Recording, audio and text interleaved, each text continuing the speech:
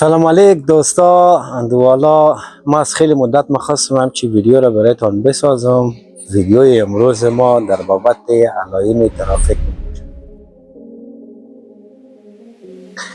همینطور میبینید که چند سال از افغانستان به خیر آرامی شده و روز به روز در فضای مجازی ویدیوهایی میبینیم که افغانستان داره سرنگاهش درست میشه و روز به روز شهرهای افغانستان به حالت درست شدن و تمیز شدن است. امیدوار هستیم که افغانستان ما هر روز به روز به بهبود و امنیت و ترقی داشته باشه. لحاظا خواستم برایتان امروز همچین ویدیویی بسازم، ویدیو در بابت علائم ترافیک. من خودم شخصا در شهر ونکوور من 20 سال میشه که اینجا زندگی میکنم و شهر ونکوور کانادا یک از بهترین علائم ترافیک در دنیا دارد و خواستم همچین تجربه را با شما شریک بسازم که خدا کنه یک الگویی برای ملت ما باشه که افغانستان بهتر و زیباتر ساخته بتانیم.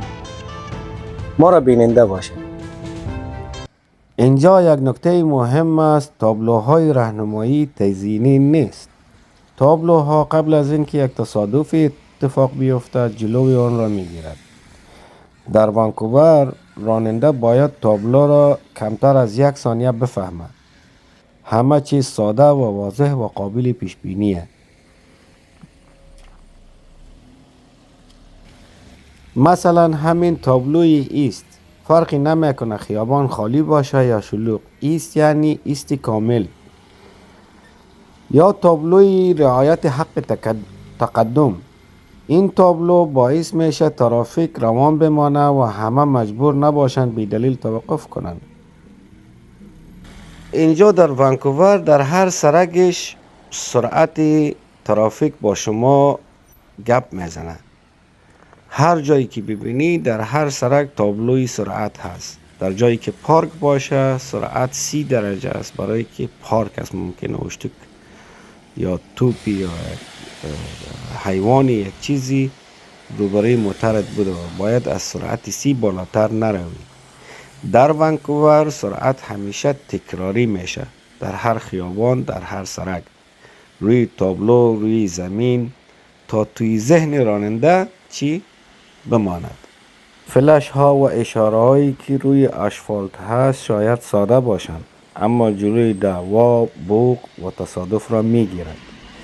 راننده از قبل میدانه باید کجا برود، نه تنها در آخرین لحظه. این جدول در روی زمین ببین، پیش برید خبر میکنه تو از کجا باید بروی.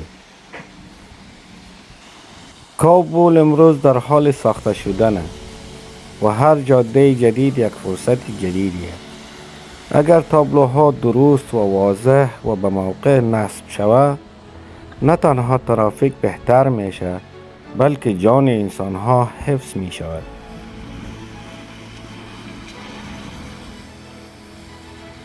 تجربه درایوینگ در ونکوور به من یاد داده که نظم ترافیک از فرهنگ شروع میشه، ولی با تابلو و خطکشی درست امنیت را می آورد. اگر این ویدیو برایت مفید بود لایک کن، نظر خود را هم بنویس و اگر فکر میکنی به دستی مسئولین برسه حتما به اشتراک بگذار. درود با شما.